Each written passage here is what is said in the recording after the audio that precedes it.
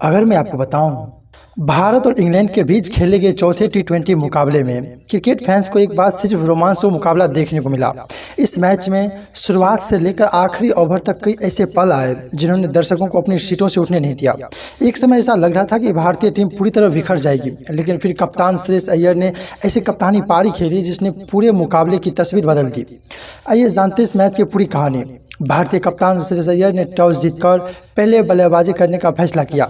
भारत की ओर से पारी की शुरुआत करने उतरे वैभव सूर्यवंशी और अभिषेक शर्मा।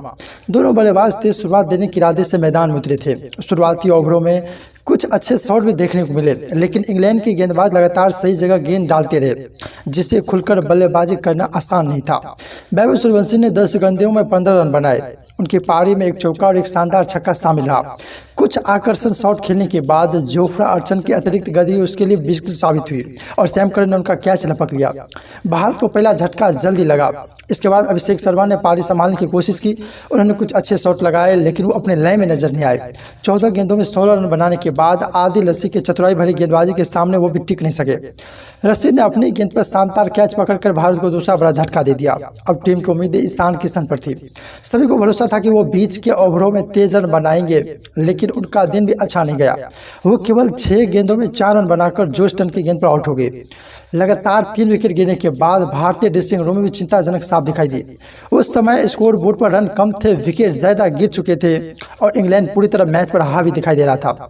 ऐसा लग रहा था कि भारत 140 रन तक मुश्किल पहुंच नहीं पाएगा, लेकिन यहीं से कप्तान श्रेयस अय्यर ने जिम्मेदारी अपने हाथों में ली। उन्होंने जल्दबाजी नहीं दिखाई, पहले विकेट बचाने पर ध्यान दिया, फिर धीरे धीरे स्ट्राइक रोटेट की और जैसे ढीली गेंद मिली वो बाउंड्री के बाहर भेजने में कोई गलती नहीं की। श्रेयस अय्यर के बल्लेबाजी में आत्मविश्वास भी था, धैर्य भी था और परिस्थिति के अनुसार खेलने की समझ भी साफ दिखाई दे रही थी। उन्होंने इंग्लैंड के गेंदबाजों को किसी एक योजना पर टिकने का मौका नहीं दिया। कभी चौका तो कभी लंबा छक्का और बीच बीच में शानदार रनिंग के दम पर उन्होंने भारत के पारी को दोबारा पट्टी पिला दिया। दूसरे छक्के शिवम दुबे ने भी कप्तान का बेहतरीन साथ निभाया। उन्होंने 23 गेंदों में 22 रन महत्वपूर्ण रन बनाए। भले उनकी पारी बहुत बड़ी नहीं रही, लेकिन उस समय हर भारत के लिए बेहद कीमती था। दोनों बल्लेबाजों के बीच हुई साझेदारी ने इंग्लैंड के गेंदबाजों का दबाव काफी हद तक कम कर दिया और भारतीय टीम को संभालने का मौका मिला। हालांकि शिवम दुबे अपने पारी को लंबा नहीं खींच सके और विल जैक्स का शिकार बन गए। इसके बाद तिलक वर्मा मैदान पर आए। उन्होंने आते ही तेज रन बनाने की कोशिश की और 8 गेंदों में 11 रन बनाए, जिसमें एक शानदार छक्का भी शामिल था।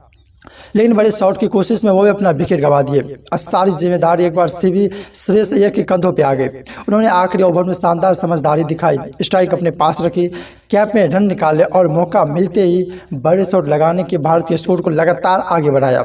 श्रेयस अय्यर ने केवल 49 गेंदों में नवाद 80 रन बनाए। उनकी इस यादगार पारी में 4 चौके और 5 शानदार छक्के शामिल रहे।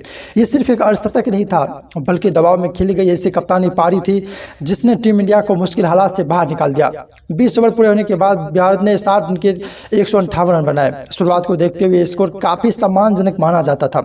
अब मुकाबले का पूरा भार भारतीय गेंदबाजों के ऊपर था, जिन्होंने लक्ष्य का बचाव करने के लिए शुरुआती विकेट निकालने की जरूरत थी। अगर इंग्लैंड की गेंदबाजी की बात करें तो जोफ्रा अर्चन सबसे सफल गेंदबाज रहे। उन्होंने 4 ओवर में सिर्फ 20 रन देकर 2 महत्वपूर्ण विकेट हासिल किए।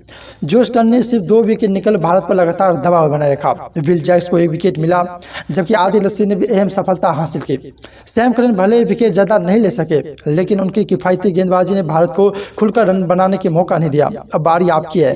क्या आपको भी लगता है श्रेयस अय्यर की यह पारी भारत की सबसे महत्वपूर्ण पारियों में से एक थी, या फिर इस मुकाबले का असली गेम चेंजर इंग्लैंड की गेंदबाजी रही? अपनी राय हमें कमेंट बॉक्स में जरूर बताएं। अगर आपको ये वीडियो पसंद आए तो वीडियो को लाइक करें, चैनल को सब्सक्राइब करें और क्रिकेट की हर बड़ी अपडेट सबसे पहले पाने के लिए बेल आइकन जरूर दबाएं।